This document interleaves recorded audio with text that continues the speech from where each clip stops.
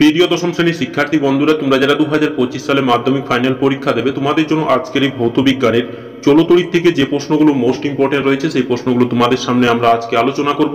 তোমরা কেবলমাত্র যদি এই প্রশ্নগুলো অভ্যাস করো তো তোমরা দেখবে টেস্ট পরীক্ষার সাথে সাথে ফাইনাল পরীক্ষাতে তোমরা এখান থেকে হুবহু কমন পেয়ে যাবে। এর বাইরে থেকে তোমাদের একটি প্রশ্ন অভ্যাস করতে হবে না।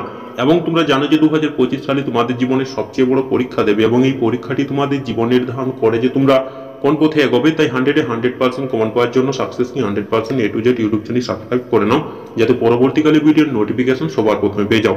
তো দেখো, প্রথম প্রশ্নটি মোস্ট ইম্পর্টেন্ট, 1 ভোল্ট সমান কত? তো দেখো সঠিক উত্তরটি হবে 1/380 বিভব। Most important. তড়িৎচালক বল ভি, কার্য ডাব্লু, আধান কিউ এর মধ্যে সম্পর্কটি হলো, সঠিক উত্তরটি হবে কিউ সমান ডাব্লু/ভি। গৃহস্থালী বৈদ্যুতিক বর্তনীতে ফিউজ তার কিসের সঙ্গে যুক্ত থাকে? সঠিক উত্তরটি হবে লাইফ লাইন। শক্তি সংরক্ষণ সূত্র হিসাবে বিবেচিত হয়, সঠিক উত্তরটি হবে লেঞ্জের সূত্র। এসি ডায়নামোর সূত্র মূলনীতি হলো তড়িৎ চৌম্বকীয় আবেশ। এসআইতে চৌম্বক প্রবাহের একক হলো, সঠিক উত্তরটি হবে ওয়েবার। বার্লোচক্রের কার্যনীতির যে সূত্রটি মেনে চলে তা হলো ফ্লেমির বামস্ত নিয়ম। Most important. তারপরে দেখো ফ্লেমির বামস্ত নিয়মে, তো দেখো সঠিক উত্তরটি হবে মধ্যমা প্রবাহের দিক তর্জনী চৌম্বক ক্ষেত্র ও বিধ্বস্ত পরিবাহীর বিক্ষেপের দিককে বোঝায়। Most important. তারপরে দেখো ফ্লেমির বামস্ত নিয়মকে কাজে লাগিয়ে তৈরি করা হয়েছে বৈদ্যুতিক মোটর। ফ্লেমির নিয়মকে বলা হয় মোটরের নিয়ম।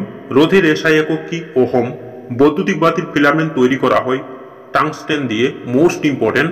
উষ্ণতা বৃদ্ধিতে রোধাঙ্ক হ্রাস পায় অর্ধ পরিবাহী। প্রত্যেকটি প্রশ্ন কিন্তু ভীষণভাবে গুরুত্বপূর্ণ। কোন পরিবাহীর দৈর্ঘ্য একই রেখে প্রস্থচ্ছেদের বেশ অর্ধেক করলে পরিবাহীর রোধ 4 গুণ হবে। Most important. ভোল্ট এম্পিয়ার কোন রাশির একক? তড়িৎ ক্ষমতার একক।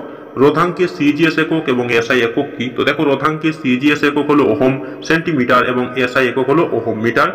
একটি অর্ধপরিবাহীর উদাহরণ দাও। সঠিক উত্তরটি হবে সিলিকন, জার্মেনিয়াম।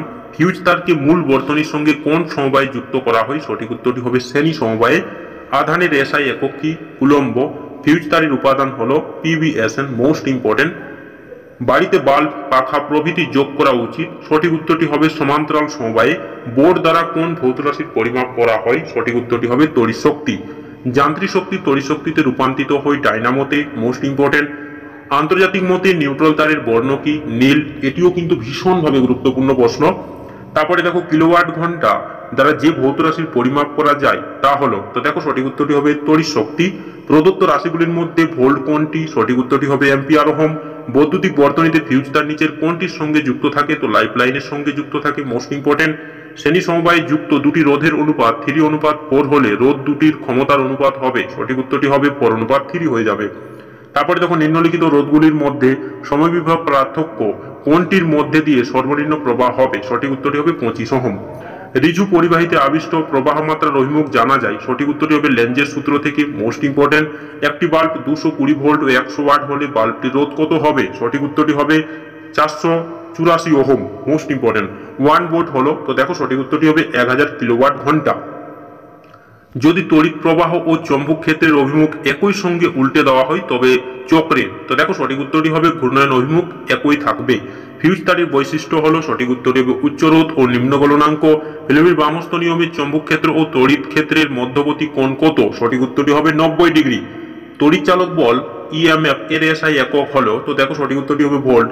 বৈদ্যুতিক বাল্বে কোন গ্যাস রাখা হয়? নাইট্রোজেন। ফিউজ তারের উপাদান কি কি? টিন ও সীসা দিয়ে। মোস্ট ইম্পর্টেন্ট কিন্তু এটি। ফিউজ তারের উপাদান কি কি? তো দেখো সঠিক উত্তরটি হবে টিন ও সীসা। কোন সূত্রের উপর ভিত্তি করে লেঞ্জের সূত্র নির্মিত হয়েছে? শক্তি নিত্যতা সূত্র। এসি প্রবাহ কোন যন্ত্রের সাহায্যে ডিসিতে পরিণত করা হয়? সঠিক উত্তরটি হবে রেকটিফায়ার। Most important. তারপরে দেখো সংক্ষিপ্ত উত্তরধর্মী প্রশ্ন, প্রতিটি প্রশ্নের মান 2। তো দেখো তোমরা কেবলমাত্র এই প্রশ্নগুলো অভ্যাস করবে, তোমরা দেখবে এখান থেকে 100% হুবহু কমন পেয়ে যাবে। এর বাইরে থেকে তোমাদের একটি প্রশ্ন অভ্যাস করতে হবে না। তো দেখো প্রথম দাগের প্রশ্নটি, ওহমের সূত্র থেকে রোধের সংজ্ঞা দাও। এই প্রশ্নটি কিন্তু মোস্ট ইম্পর্টেন্ট। রোধাঙ্কের সংজ্ঞা দাও, এর এসআই একক লেখো। বৈদ্যুতিক হিটারে নাইক্রোম তার ব্যবহার করা হয় কেন? তড়িৎ চৌম্বকীয় আবেশ সংক্রান্ত লেঞ্জের সূত্রটি লেখো। বৈদ্যুতিক লাইনে ফিউজ তার ব্যবহার করা হয় কেন? তারপরে দেখো বাড়িতে বৈদ্যুতিক বর্তনীতে আর্থিং করা হয় কেন? Most important. তড়িৎ চৌম্বকীয় আবেশ সম্পর্কিত ফ্যারাডের সূত্রটি লেখো। ফেরমির বামস্ত নিয়মটি বিবৃতি করো। এম্পিয়ারের সন্তরণ নিয়মটি লেখো। 220 ভোল্ট 100 ওয়াট বৈদ্যুতিক বাতি বলতে কি বোঝায়? Most important. তড়িৎ চৌম্বকীয় শক্তি কিভাবে বাড়ানো যায়? Most important. লেঞ্জের সূত্রটি লেখো। পরিবাহী রোধ, পরিবাহী দৈর্ঘ্য, প্রস্থচ্ছেদ ক্ষেত্রফলের উপর নির্ভর করে কেন? মোস্ট ইম্পর্টেন্ট একটি কোষের তড়িৎচালক বল 6B এর অর্থ কি? তারপরে দেখো 15 দাগের প্রশ্নটিও মোস্ট ইম্পর্টেন্ট, 220 ভোল্ট ও 60 ওয়াট বৈদ্যুতিক বাতির রোধ কত? তারপরে দেখো সংক্ষিপ্ত উত্তরধর্মী প্রশ্ন, প্রতিটি প্রশ্নের মান 3। এখানে দেখো যে প্রশ্নগুলো আমরা রেখেছি কেবলমাত্র তোমরা যদি এই প্রশ্নগুলো অভ্যাস করো তোমরা দেখবে এখান থেকে হুবহু কমন পেয়ে যাবে। এর বাইরে থেকে তোমাদের অন্য কোনো প্রশ্ন অভ্যাস করতে হবে না। তো দেখো প্রথম প্রশ্নটি, তড়িৎ প্রবাহের তাপীয় প্রভাব সংক্রান্ত জুলের সূত্রটি লেখো। এই প্রশ্নটি কিন্তু 100% কমনযোগ্য প্রশ্ন। তোমরা ধরে নাও যে এই প্রশ্নটি তোমাদের এসে গেছে এই মতো একটি প্রশ্ন। দেখো তড়িৎচুম্বক কি, এর কয়েকটি ব্যবহার লেখো। বাল্যচক্রের কার্যনীতি ও কার্যপ্রণালী লেখো। ফিউজ তারের বৈশিষ্ট্য লেখো। মোস্ট ইম্পর্টেন্ট বৈদ্যুতিক ফিউজের কার্যনীতি সংক্ষেপে ব্যাখ্যা করো। তড়িৎ কোষের তড়িৎচালক বল ও আভ্যন্তরীণ রোধের মধ্যে সম্পর্ক প্রতিষ্ঠা করো। 3 ওহম, 4 ওহম, 5 ওহম রোধ বিশিষ্ট তিনটি পরিবাহীকে একটি কোষের সাথে সমান্তরাল সমবায়ে যুক্ত করা হলে কোন রোধটির মধ্যে দিয়ে সর্বোচ্চ হবে এবং কোন রোধটির মধ্যে দিয়ে সর্বনিম্ন হবে? এটিও কিন্তু মোস্ট ইম্পর্টেন্ট প্রশ্ন। তারপরে দেখো তড়িৎচুম্বকীয় আবেশ সংক্রান্ত ফ্যারাডের সূত্র দুটি লেখো। প্লেমির বামস্ত নিয়মের মাধ্যমে কিভাবে দিক নির্দেশ করে? তারপরে দেখো ওহমের সূত্র থেকে রোধের সংজ্ঞা দাও। এই সূত্র থেকে আইভি লেখচিত্র অঙ্কন করো। পরিবাহীর উষ্ণতা অপর রোধের কি পরিবর্তন করে? এই যে তোমাদের সামনে আমরা 9টি প্রশ্ন রাখলাম 3 মার্কস থেকে, এই প্রশ্নগুলো কেবলমাত্র তোমরা যদি অভ্যাস করো তোমরা দেখবে চলতড়িৎ থেকে হুবহু কমন পেয়ে যাবে। এর বাইরে থেকে তোমাদের একটিও প্রশ্ন অভ্যাস করতে হবে না। তারপরে দেখো গাণিতিক প্রশ্ন। দেখো তোমাদের সামনে মাত্র আমরা কয়েকটি গাণিতিক প্রশ্ন রেখেছি। এই প্রশ্নগুলো কেবলমাত্র তোমরা যদি অভ্যাস করো তোমরা দেখবে এখান থেকে হুবহু কমন পেয়ে যাবে। দেখো প্রথম প্রশ্নটি, একটি বাড়িতে দুটি 60 ওয়াটের বাতি ও একটি 80 ওয়াটের পাখা প্রতিদিন 6 ঘন্টা করে চলে। প্রতি ইউনিট বিদ্যুৎ খরচ 5 টাকা হলে ওই বাড়ির মাসিক বিদ্যুৎ খরচ কত? দেখো 1 মাস সমান 30 দিন ধরে অ্যান্সারটা করা হয়েছে 180 দিন। এই প্রশ্নটি মোস্ট ইম্পর্টেন্ট, খুব গুরুত্বপূর্ণ প্রশ্ন। তোমাদের প্রত্যেককে বলবো তোমরা এই প্রশ্নটি কিন্তু খুব সুন্দরভাবে অভ্যাস করবে, তোমরা দেখবে কমন পেয়ে যাবে। তারপরে দেখো 2 দাগের প্রশ্নটি, কোন পরিবাহীর মধ্যে দিয়ে 2 মিনিটে 360 কুলম্ব আধান পরিবাহিত হলে পরিবাহীর তড়িৎ প্রবাহ মাত্রা কত হবে? দেখো অ্যান্সারটা করা হয়েছে। একটি তারের রোধ 5 ওহম, একে টেনে 20% দৈর্ঘ্য বৃদ্ধি করা হলে তারটির আয়তন অপরিবর্তিত থাকলে নতুন তারটির রোধ কত হবে? তারপরে দেখো 4 দাগের প্রশ্নটিও মোস্ট ইম্পর্টেন্ট।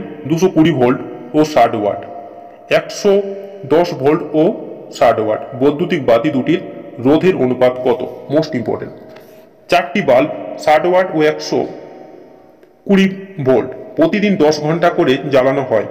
প্রতি ইউনিটে তড়িতের দাম 6 টাকা হলে 1 মাসে বিদ্যুৎ বিল কত হবে? Most important. দুটি রোধের সমান্তরাল সমবায়ের তুল্য রোধ শ্রেণী সমবায়ের তুল্য রোধের 1/4 অংশ একটি রোধ 10 ওহম হলে অপর রোধ কত? এই প্রশ্নটিও মোস্ট ইম্পর্টেন্ট। তারপরে দেখো লাস্ট প্রশ্ন, একটি বাড়িতে 4টি 100 ওয়াট এর বাল্ব, 6টি 80 ওয়াটের পাখা, একটি 180 ওয়াটের টিভি আছে। বাল্বগুলি প্রতিদিন 6 ঘন্টা, পাখাগুলি প্রতিদিন 12 ঘন্টা ও টিভিগুলি প্রতিদিন 4 ঘন্টা করে চলে। তাহলে 1 ওয়াটের মূল্য 6 টাকা হলে জুলাই মাসে বিদ্যুৎ বিল কত হবে? এই প্রশ্নটিও 100% কমনযোগ্য প্রশ্ন। দেখো তোমাদের সামনে আমরা যে প্রশ্নগুলো রাখলাম কেবলমাত্র তোমরা যদি এই প্রশ্নগুলো অভ্যাস করো তোমরা দেখবে এখান থেকে হুবহু কমন পেয়ে যাবে। এর বাইরে থেকে তোমাদের একটি প্রশ্ন অভ্যাস করতে হবে না। তো তোমাদের যদি ভিডিওটি ভালো লেগে থাকে তাহলে চ্যানেলটাকে নিশ্চয়ই সাবস্ক্রাইব করে দাও এবং লাইক করতে নিশ্চয়ই ভুলবে না। ধন্যবাদ।